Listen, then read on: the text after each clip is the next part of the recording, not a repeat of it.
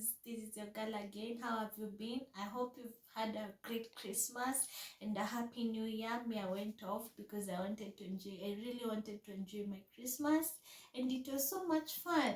You can leave your comments down below and let's talk about Christmas for a bit, or maybe how your year turned out to be and how everything is going on. Well, today we are going to speak about mental health as usual. Last time we talked about genetic formation and how genes can affect your child mental health. We talked about how sometimes when you're exposed to so much stress, your child can also get the same genes, even if your family didn't actually have that kind of genes. So how does it happen? It occurs as a cause of acute stress. Acute stress is the kind of stress that occurs mara moja, like for example, the death of a loved one, the death of someone you care about, let's say losing a child, let's say losing a job, let's say, yeah, something that really affects and changes your emotional and mental state.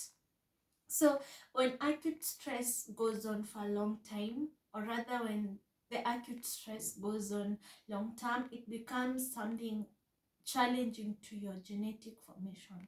For example, when you're exposed to acute stress, some of the things that are likely to happen to your body include having hypertension, which does not always occur all the time if the stress doesn't go on for a long time. For example, today you have an accident and you lose your legs. That's a kind of acute stress because you're going to be stressed about the legs, you're going to be stressed about your body image, so many things. But now that leads to issues such as high blood pressure, because when you're stressed, your body lacks oxygen, which needs to be in the body for your body to function well. So what does the heart do? It pumps more blood to your whole body to make sure that every part of your body, including the brain, has enough oxygen. In this way, you find that you have high blood pressure even if you did not actually have high blood pressure.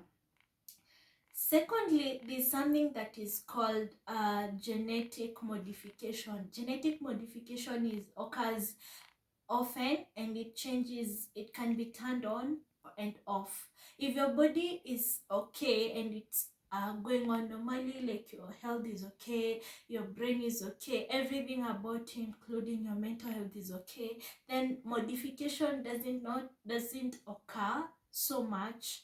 But if you have emotional stress and mental health issues, your genetic modification is turned on, and sometimes it can occur in an abnormal way.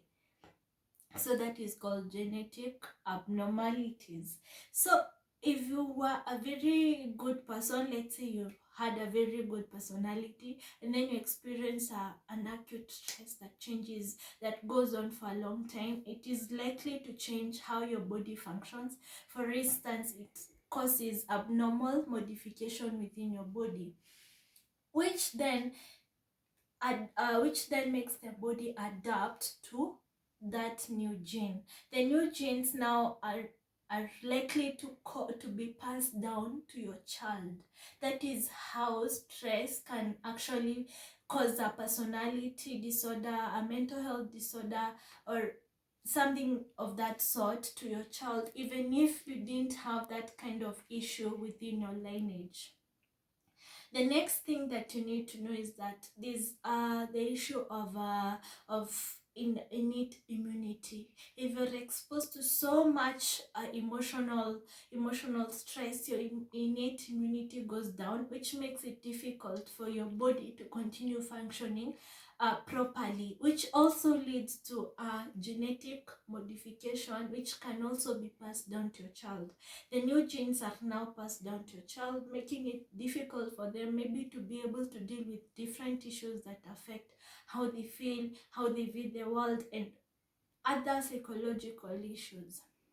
So sometimes we tend to blame our kids or the society, or let's say the environment for how the kids turn out to be. It's not always the society. Sometimes it's about us, and there's something that you can do about it. You need to protect your child's mental health and your child's mental health, because we can't always complain that the next generation is getting worse, yet we are doing nothing about it. One way you can change your own generation, because that's where it starts, is by changing your mental health and making sure that you're not exposing yourself to so much stress.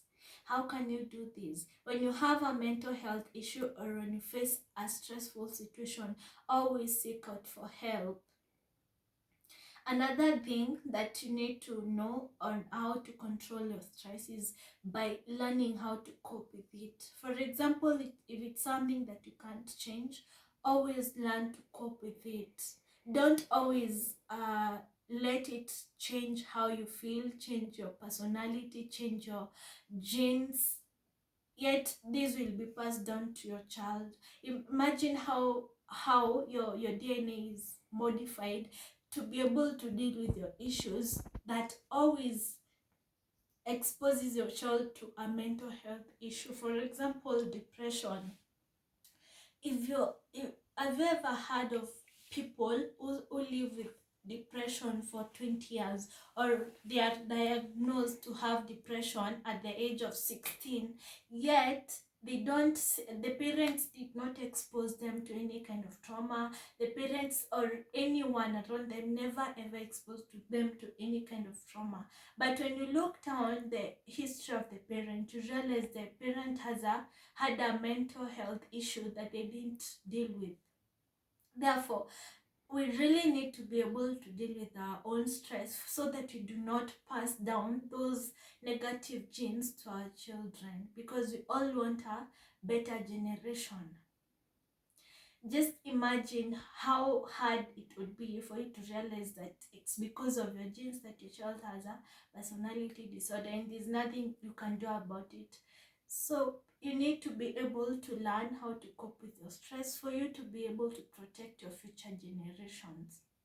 Therefore, I would like to give you a practical example of how people develop personality disorders, not because of the environment, but because of their genetic formation. When you look at the Red Indians, that the Native Americans to be specific, a number of the kids that were born after the colonization era ended had personality disorders. Why? Because the parents were exposed to so much stress during the colonization period and the period to fight for their own freedom, which made it easy for them to pass down uh, abnormally modified genes to their children.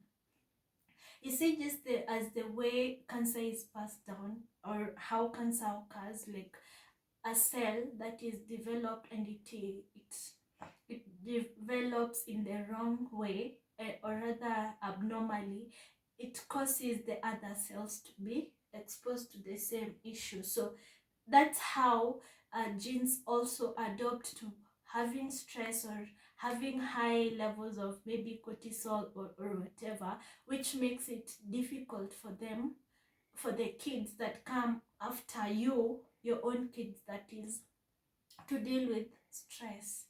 Therefore, it's important for you to focus more on ensuring that your neural system, because genetic formation also comes along with your neural system. Your neural system, make sure it's okay so that you do not cause any form of genetic modification or abnormal genetic modification on your genes, which later is passed on to your child. So thank you guys.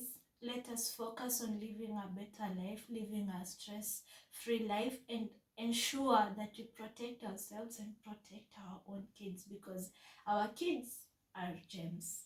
Thank you guys. Have a great day and may you enjoy your lives. Thank you.